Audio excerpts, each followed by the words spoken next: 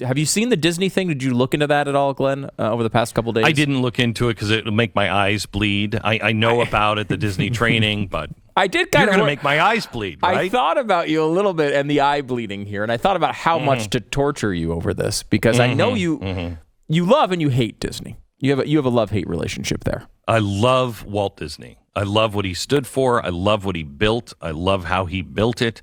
I love the ideals, the original principles of Disney. I despise them now. Despise them. Well, this is going to help you probably down this road because they've started a brand new program for their employees, and it's called Reimagine Tomorrow.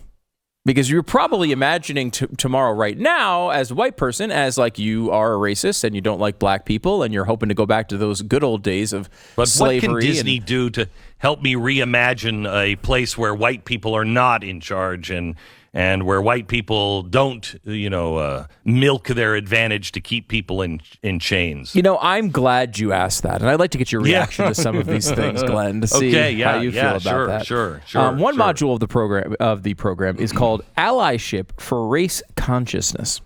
The company tells employees that they must take ownership of educating themselves about structural anti-black racism, and they should not rely on their black colleagues to educate them because it is emotionally taxing.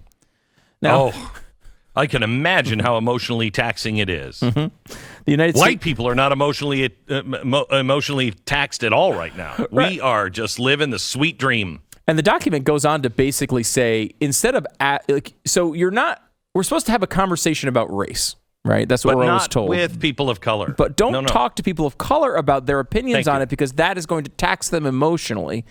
Instead, you should go, as the document advises, you should go talk to or go read things from black journalists and writers who can inform you about this, which, again, to my eye, and I know as a man with white privilege, I don't have any role in this conversation, but But to my eye, picking your journalists based on their skin color is racism.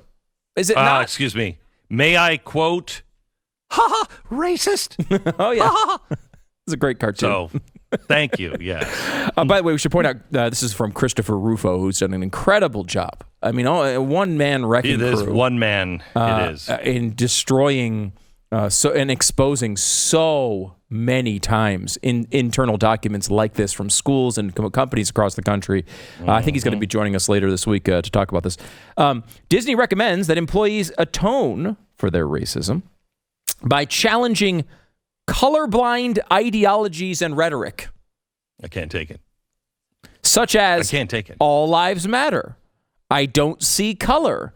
And of course, white people must listen with empathy to black colleages and not question or debate black colleagues' lived experience. Now, Glenn, correct me if I'm wrong here. I'm just thinking here for a second. First of all, I thought the utopian vision, we may never get there, but utopian vision of Martin Luther King was a colorblind society. So now that we must challenge colorblind ideologies and rhetoric, such as I don't see color. I mean, so they are disposing of Martin Luther King. Yes, of course they are, because they believe the opposite of Martin Luther King. Because Martin Luther King was saying, America, live up to your principles and your values and your ideals. What they're saying now is all of those ideals, all of those principles are garbage, and the only way to fight racism is with racism. So two can play that game. That's what they're saying. Two can play that game, and we're gonna get the one up on you, and we're gonna crush you into the dirt. This is, I'll show you this in action tomorrow night on our special, 9:00. It happens. You can watch it a billion places. Watch it at Blaze TV. Watch it on YouTube. By the way, you're gonna have to go seek it out on YouTube. But some reason or another, it's hard to find any of the videos of mine on YouTube being spread around anymore. But you can just go to YouTube and watch it there for free. You can get it as a Blaze TV. But we're going to show you this happening in real time. They're just a little ahead of us, one country. And we'll show you the truth on that. By the way, Stu, I brought in the Disneyland prospectus. Yeah. Okay, so this is the actual prospectus that was typed out originally by Walt's secretary at his dictation over a weekend. This is what he brought to the banks and said, I want to build a theme park. Nobody knew what a theme park was. They turned him down. He was asking for $18 million to build Disneyland. Can you imagine that?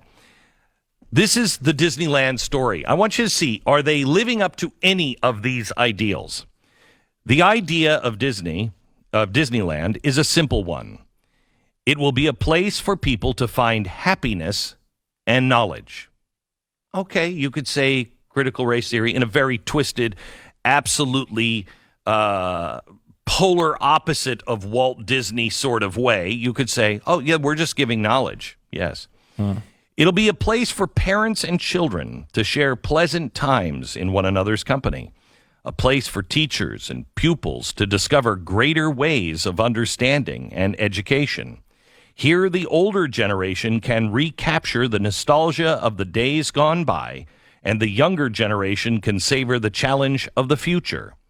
Here will be the wonders of nature and man for all to see and understand. Disneyland will be based upon and dedicated to the ideals, the dreams, the hard facts that have created America. And it will be uniquely equipped to dramatize these dreams and facts and send them forth as a source of courage and inspiration to all the world. So if America was built on slavery, you better damn well tear Disney apart, because it was dedicated to the ideals, the facts, and the dreams that created America. So if you're saying that's slavery, tear the damn park down and I will help you do it. Disneyland will be something of a fair, an exhibition, a playground, a community center, a museum of living facts, a showplace of beauty and magic. It will be filled with the accomplishments, the joys and hopes of the world we live in. And it will remind us and show us how to make these wonders part of our own lives. That was Walt's dream. That's what he built. That's not what any Disney park represents today.